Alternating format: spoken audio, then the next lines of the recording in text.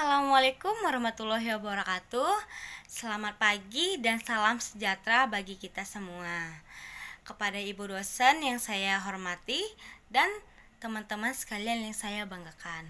Perkenalkan, nama saya Windy Septia. Pada kesempatan ini saya ingin menyampaikan sedikit pidato singkat mengenai peranan mahasiswa sebagai pemuda dalam kontribusinya terhadap bangsa. Mahasiswa mempunyai tugas yang lebih mulia jika dibandingkan dengan siswa yang hanya berkewajiban mengejar indeks pemahaman individu dan nilai tinggi. Mahasiswa mempunyai tanggung jawab yang lebih besar, yakni kepada bangsa dan masyarakat.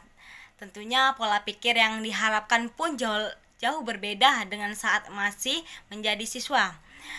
Maka sejatinya yang menentukan keberhasilan mahasiswa bukanlah kemampuan saat ia masuk perguruan tinggi, tetapi apa yang mahasiswa lakukan setelah ia lulus dari perguruan tinggi.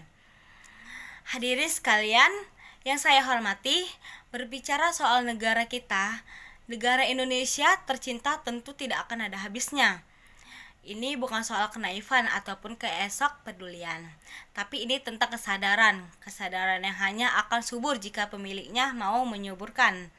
Lalu bagaimana dengan peranan seorang mahasiswa? Sebenarnya ada sebab mengapa kita menjadi mahasiswa. Semua pasti sudah tertulis dalam takdir. Secara tidak langsung, Tuhan telah memilih kita untuk menjadi pejuang intelektual dan moral karena mahasiswa adalah golongan yang paling menyentuh ranah masyarakat umum. Paling dekat dengan dua sisi berbeda, antara bawah dan atas, antara kanan dan kiri, dan antara kedamaian dan ketidakadilan. Mahasiswa mempunyai 3 peranan utama dalam kehidupan bangsa dan bernegara, yakni sebagai agent of change, iron stock, dan social control. Sebagai agent of change, mahasiswa dipersiapkan untuk membuat perubahan ke arah yang lebih baik, namun dengan tidak melupakan nilai-nilai luhur bangsa dan jiwa Pancasila sebagai dasar fundamental. Sebagai iron stock, mahasiswa sebagai pemuda bangsa nantinya akan menjadi pengganti pemerintah dalam menjalankan roda kepemimpinan di Indonesia. Jadi sebaiknya kecerdasan dan semangat tinggi yang dimiliki para pemuda saat ini diimbangi dengan penguatan karakter sebagai dalam diri dan kebijakan dalam bertindak. Terakhir, sebagai social control, mahasiswa sebagai kaum intelek turut mengawasi kebijakan publik dan turut membantu masyarakat menyuarakan kesejahteraan demi terciptanya kehidupan berbangsa dan bernegara yang sehat dan tertib serta adil bagi seluruh rakyat Indonesia. Dunia kampus adalah miniatur kehidupan bernegara. Berbeda dengan dunia sekolah yang hanya berisi kegiatan belajar mengajar.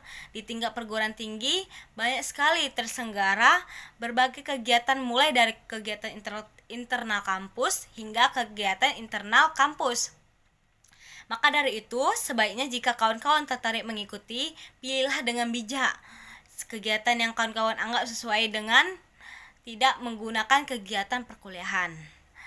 Karena perlu diingat, kawan-kawan tugas utama mahasiswa adalah kuliah yang merupakan amanah dari orang tua kita. Hadirin sekalian yang saya hormati, menyambung peran mahasiswa sebagai pejuang intelektual dan moral sangat jelas apa tugas kita dalam misi yang kita seharusnya. Di mana kemudian tugas itulah yang menjadi kontribusi kita terhadap bangsa. Tugas yang pertama adalah sebagai pejuang intelektual. Mahasiswa belajar untuk mengajar ketertinggalan, menambah pengalaman, mencari keseribuan alasan untuk berpikir lebih ke depan, mencari jawaban dari setiap permasalahan, dan kemudian memberi solusi untuk menyelesaikan sebagai pembuka jalan.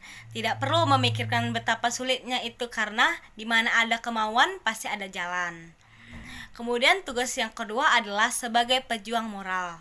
Saat belajar dan tahu tentang sebuah kebenaran, sebagai pemuda yang cenderung mempunyai sikap lebih kritis dan ideologis, sudah seharusnya ada pergerakan moral di dalam pergerakan pembelajaran kita.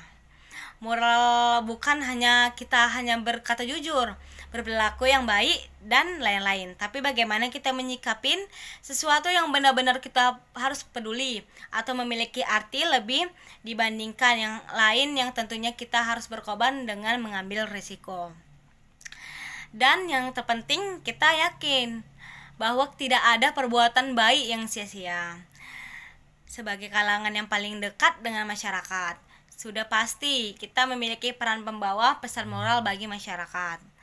Begitu juga kepada pemerintah. Sebagai mahasiswa yang kritis, kita juga mesti membawa pesan moral. Sebagai pejuang moral, tentu tanggung jawabnya lebih pada mengaplikasikan sehari-hari.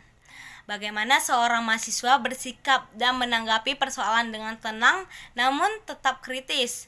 Bagaimana seorang mahasiswa tidak diam ketika melihat penyimpangan dan pertimbangan keadilan, di mana ada rasa memiliki sebuah bangsa, menciptai dan menghargai.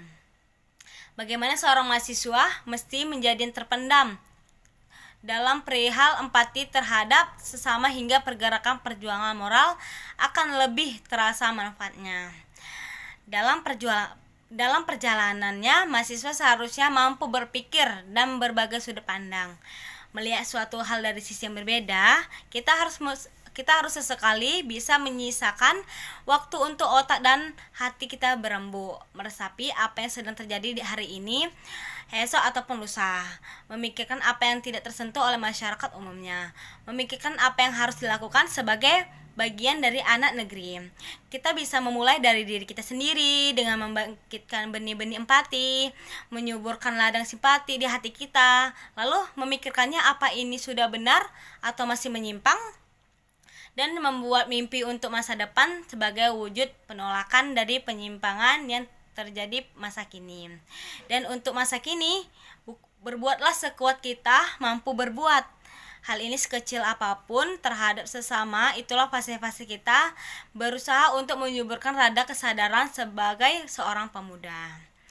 Sebelum mengakhiri pidato ini, saya ingin mengatakan kepada kita semua untuk merenungkan peranan kita sebagai mahasiswa yang seharusnya kita sadari.